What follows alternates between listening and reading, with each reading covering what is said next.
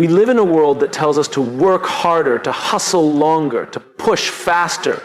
It tells us to show up early, stay up late, and outdo the competition. And while there's nothing wrong with discipline and hard work, we've come to forget something essential, something that quietly sits at the center of it all. That no matter how hard you push, how long you work, or how big your goals are, none of it matters if you can't first understand what's happening in your own mind. Your mind is the operating system of your life. It's the command center, the filter, the lens. Everything you do, everything you feel, every decision you make is first processed in the space between your ears. And yet, we spend years learning how to fix machines, pass exams, build strategies, and chase metrics, but we're never taught how to sit still with our thoughts. We're taught what to think, but rarely how to think. We're rewarded for outcomes, not awareness. So we grow up achieving, but not aligning. We climb ladders without asking where they lead. We win races we don't even remember signing up for. Let me ask you a question. When was the last time you truly examined the quality of your thoughts? Not just what you were thinking about, but how you were thinking. Was it reactionary? Was it fearful? Was it distracted? Or was it deliberate, intentional, clear? Most of us operate on autopilot. We wake up and immediately check our phones, scroll through someone else's life, take on someone else's urgency, absorb someone else's fear. And then we wonder why we're anxious, why we're unfocused, why we're tired. We've handed over the keys to our minds without realizing it. And here's the truth. If you don't control your mind, something else will. That might be fear, that might be comparison, that might be someone else's agenda, but it will be something. Because the mind doesn't like to sit idle. It will fill the space with whatever is loudest. If you're not guiding it, it will wander into places you never meant to go. And when the mind is left unchecked, the same story plays on repeat. I'm not good enough. I'll never be ready. They're better than me. I always mess things up. These thoughts aren't facts. But left unexamined, they become beliefs. And beliefs shape behaviors. Behaviors shape outcomes. So it's no exaggeration to say this. Your future begins with a thought. Think about it. Every great invention, every movement, every innovation in history began as a single thought. The airplane, the internet, human rights, they all started as an idea. So did every war, every act of hatred, every moment of destruction. All of it begins in the mind.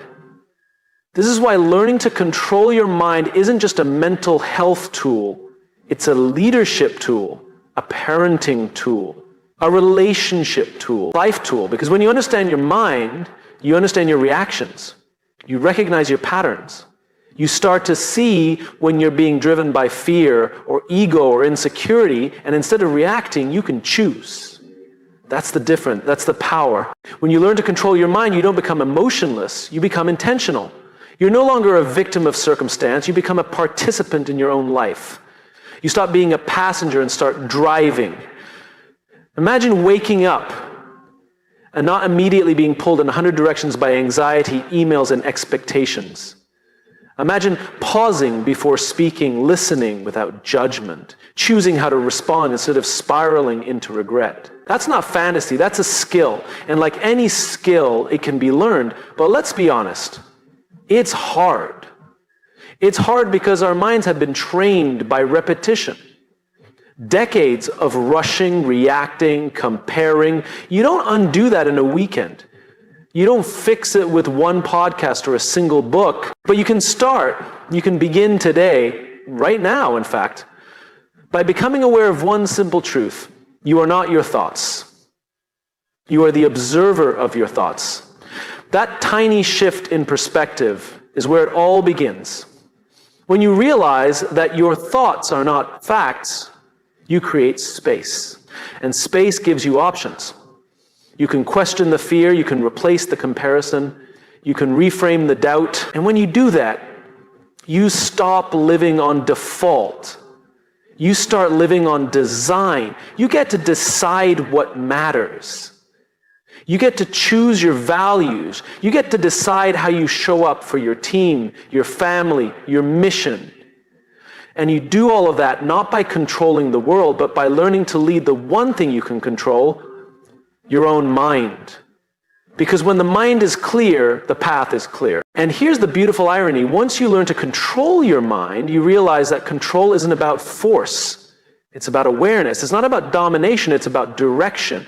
You stop trying to crush your thoughts and instead begin to guide them. You lead them like a good leader leads a team, not with fear, but with purpose. So the next time you're overwhelmed, the next time your inner critic is screaming, the next time the world feels loud, don't just power through. Pause, listen, observe. Ask yourself, who's in control right now? Me or the noise? Because every time you choose awareness over autopilot, clarity over chaos, and purpose over panic, you're learning to control your mind. And in doing so, you're not just changing your thoughts, you're changing your life.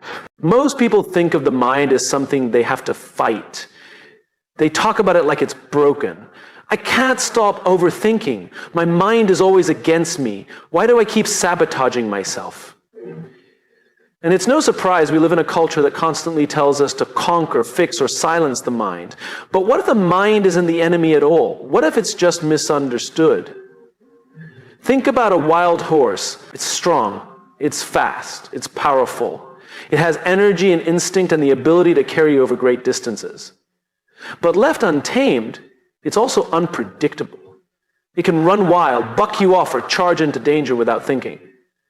The wild horse doesn't hate you. It's not evil. It's not trying to destroy you. It's simply doing what it knows, running, reacting, surviving. Your mind is that horse. It's brilliant. It's reactive. It's deeply trained in habit. And if you try to beat it into submission, it won't cooperate. In fact, it will rebel. Because the mind doesn't respond to force. It responds to understanding. We often assume that control means suppression, that to be mentally strong we have to eliminate negative thoughts, ignore fear, and silence doubt. But that's not how strength works. Real strength is not about removing emotion or instinct. It's about channeling it. It's about knowing when to hold back and when to move forward. It's not about denying the wildness of your thoughts, but learning how to ride alongside them, guide them, and eventually direct them towards something meaningful. Here's what's important to understand. Your mind is wired for survival, not success. It's built to keep you safe, not fulfilled. So when your thoughts seem negative or fearful, they're not trying to destroy you. They're trying to protect you. They're saying, watch out, be careful, don't take that risk.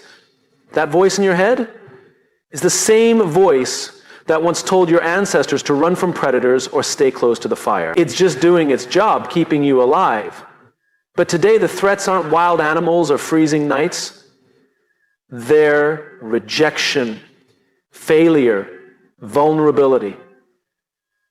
And your mind doesn't always know the difference. So when you think about starting a business or speaking on stage or telling someone how you really feel, your mind says, danger. It pulls the reins. It throws resistance in your path, and you start to doubt yourself, not because you're weak, but because your mind is doing what it was designed to do. Now, if you don't recognize that, you'll think something is wrong with you. You'll think you're not capable. You'll start to believe the fear instead of questioning it. And slowly, without realizing it, your wild horse starts running the show, dragging you from one anxious thought to the next, one reaction to the next, one self-sabotaging behavior to the next.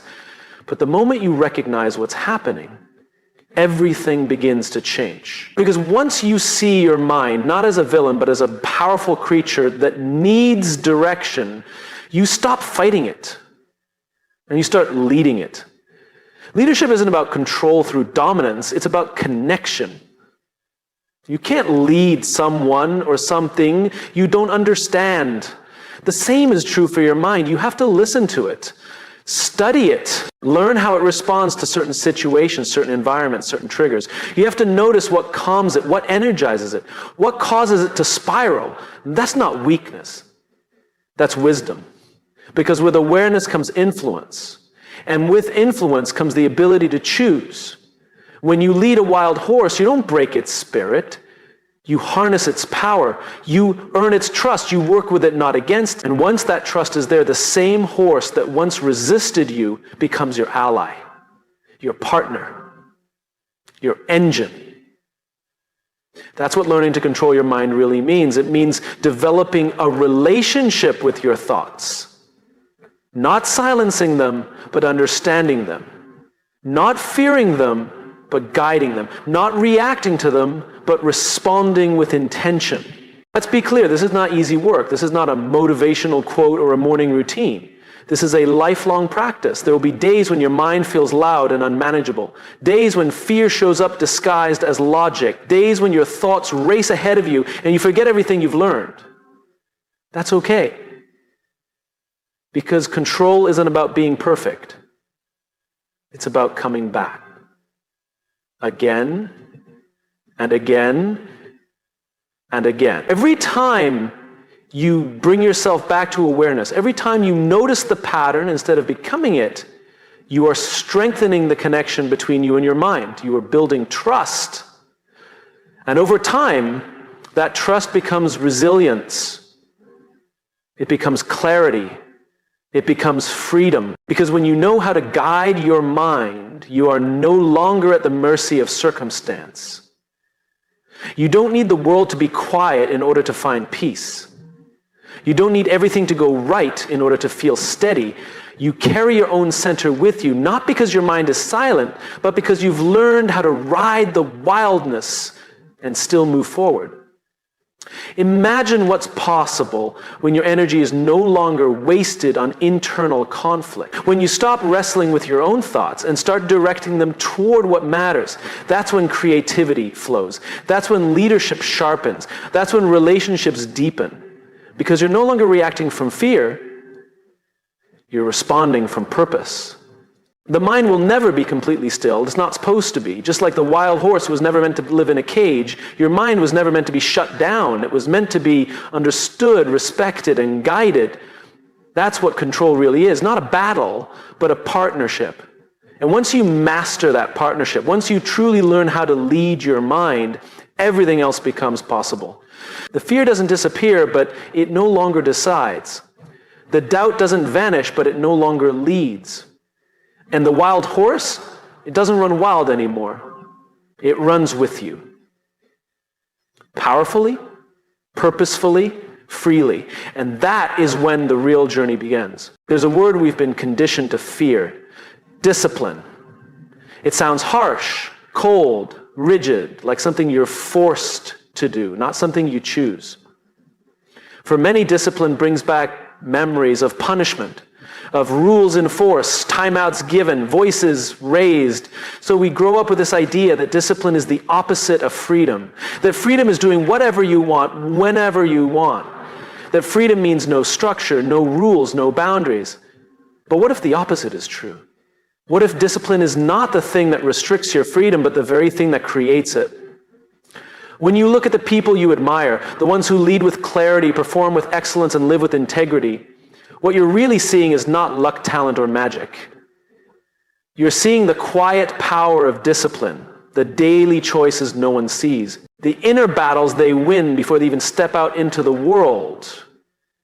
We often chase motivation, we wait for inspiration, we talk about willpower as if it's something you either have or don't. But discipline is something entirely different. It's not a mood, it's not a spark, it's decision made consistently, regardless of how you feel. Because here's the truth. Your mind will not always want what's good for you. It will choose comfort over growth, pleasure over progress, short-term relief over long-term fulfillment. And if you let it, it will run your life by whatever feels easiest in the moment. Discipline is what gives you the ability to pause, to interrupt the impulse, to create space between a trigger and your response. And in that space, you get to choose, not based on fear, not based on mood, but based on who you want to be. That's where freedom lives. Freedom is not found in reacting to every urge or following every craving. That's not freedom, that's slavery to impulse. True freedom is having the power to say no, to delay gratification, to hold a boundary, to honor a commitment you made to yourself even after the excitement wore off. Discipline is the muscle that allows you to do that. It doesn't mean you don't feel temptation. It means you have trained yourself to choose purpose over panic, direction over distraction, intention over instinct. And it starts small. You wake up and decide to make your bed, not because it matters to anyone else, but because it's a promise kept. You sit down to write when you don't feel creative. You go for the walk when the couch seems more inviting. You put down the phone even though the scroll is pulling you in. Those are not just actions, they are declarations. Statements that say, I am in charge of me. But let's be honest, discipline doesn't feel good at first. It feels uncomfortable, boring, frustrating, because it asks you to act in alignment with your future self, not your current mood. And that means doing things your present self may not want to do for the benefit of a version of you that doesn't even exist yet. But that's what leadership is. It's the ability to hold a vision that others can't see, to protect a dream that hasn't come true yet. When you learn to control your mind through discipline, you become the leader of your own life. You start showing up not just when it's easy, but when it's hard, especially when it's hard.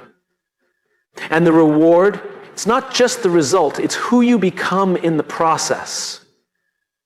Because every time you choose discipline, you reinforce a new identity. You stop being someone who breaks promises to yourself. You become someone who follows through. And with that credibility comes confidence, not the loud kind, not arrogance, but quiet confidence. The kind that comes from knowing you can rely on yourself. That you'll do what needs to be done, even when no one's watching, especially when no one's watching. Now, that doesn't mean you never rest. It doesn't mean pushing to exhaustion or grinding yourself into burnout. That's not discipline. That's disconnection. Real discipline includes recovery. It includes rest. It includes knowing when to pause, when to say no, and when to take care of yourself so you can continue, because this isn't about punishment. It's about purpose. Think of an elite athlete. They don't train all day every day. They have structure. They know when to push and when to pull back. The same is true for the mind. You don't need to be rigid, you need rhythm. You need awareness. You need habits that hold you up when motivation fades, because motivation will fade. Discipline is what takes over when it does. There's a beautiful paradox here. The more discipline you build, the more freedom you feel. Freedom from regret, freedom from chaos, freedom from the mental noise that comes from broken promises and half-finished efforts. You begin to feel lighter, clearer, more focused.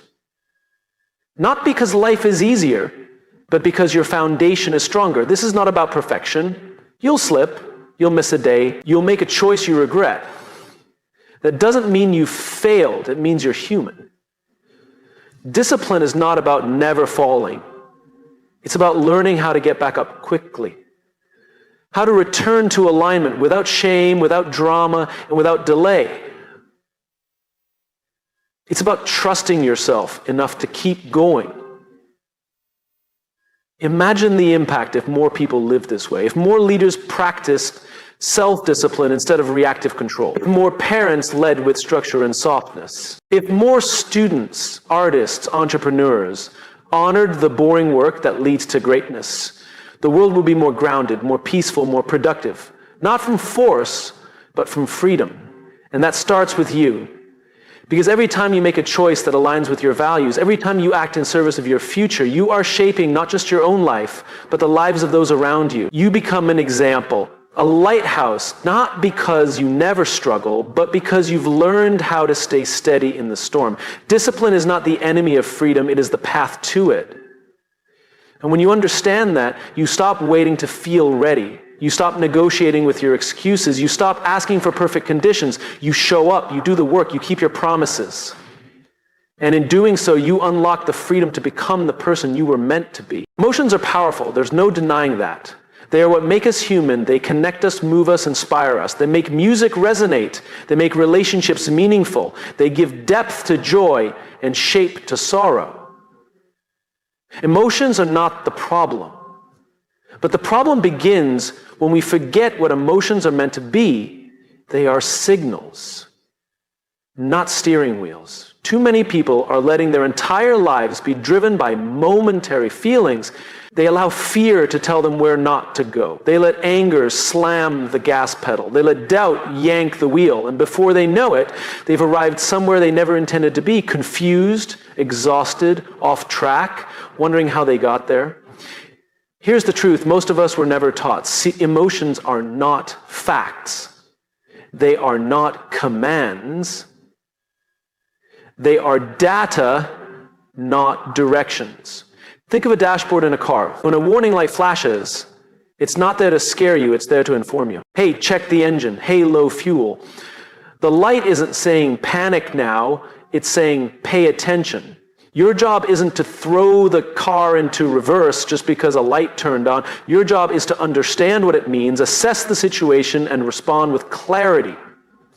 Emotions work the same way. Fear says something might go wrong. It doesn't say run. Anger says that wasn't fair. It doesn't say explode. Sadness says something mattered and now it's lost. It doesn't say give up. The emotion gives you a signal. It tells you something is happening within you, but it doesn't get to make the decision for you. But we live in a culture of reactivity, a culture that teaches us to chase what feels good and run from what feels bad, a culture that says if it's uncomfortable, it must be wrong. And so instead of building emotional resilience, we learn emotional avoidance. We scroll, numb, avoid, distract, or worse, we obey every feeling as if it's gospel. The problem isn't that we feel. The problem is that we've never learned how to feel wisely. No one teaches us how to sit with discomfort without panicking. No one tells us that emotions rise and fall like tides, that they're not permanent states, but passing waves. We're never taught that you can feel anxious and still take action, that you can feel angry and still speak with respect, that you can feel fear and still move forward. And that is what emotional maturity looks like. Not the absence of emotion, but the ability to recognize it, understand it, and respond in alignment with who you want to be. Think about a great leader, someone you truly admire.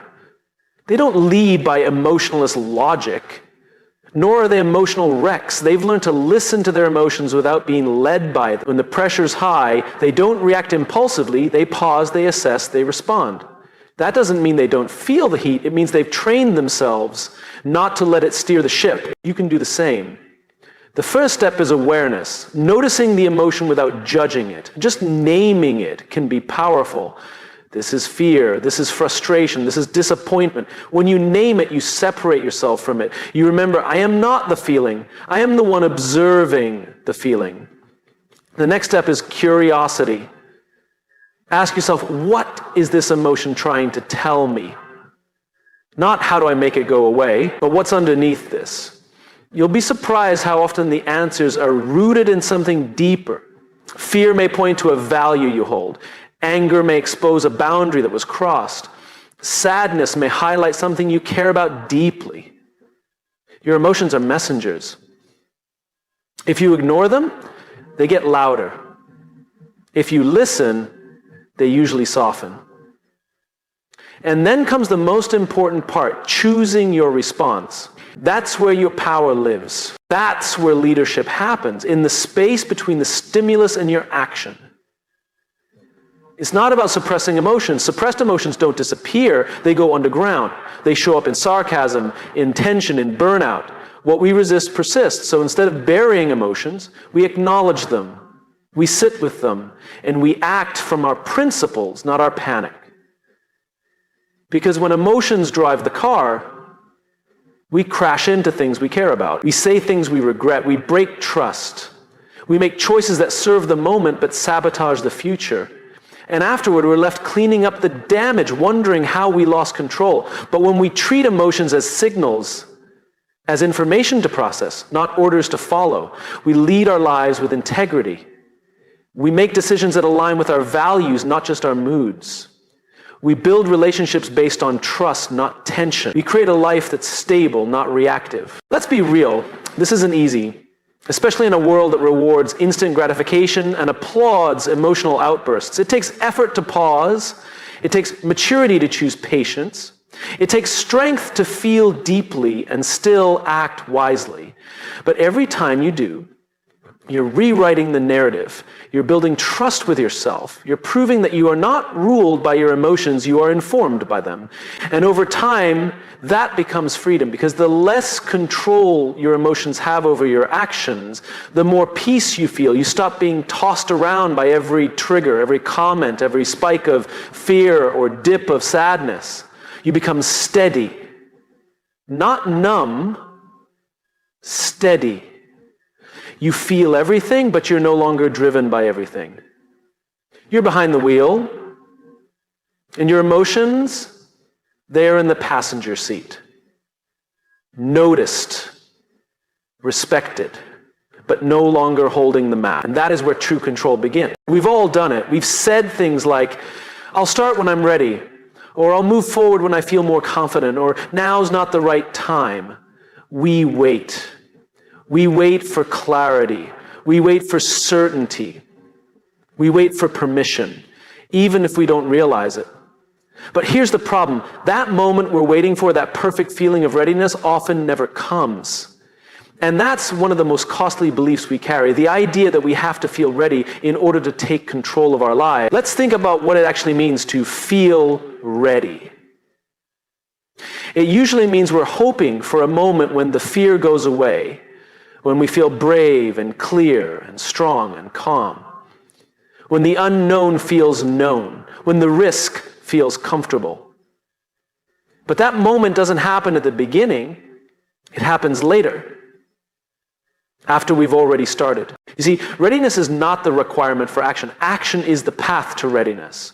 If you look at the people who have made a difference in the world, whether they're building companies, raising strong families, creating art, or standing for something they believe in, they didn't start because they felt completely ready. They started because they were willing to move even while they felt unsure. That's the difference. The ability to begin not when you feel certain, but when you feel called. Feeling ready is not what makes you capable, willingness is. It's the willingness to stand up even when your knees are shaking. The willingness to take the first step, even if you don't know where the second will lead. It's not confidence that starts the journey, it's courage. And courage isn't the absence of fear, is acting with the fear still present. Think about this. A child doesn't wait to feel ready to learn how to walk. They stumble, they fall, they wobble and bump into furniture. But they keep going. Not because they're fearless, but because something inside them says, try again.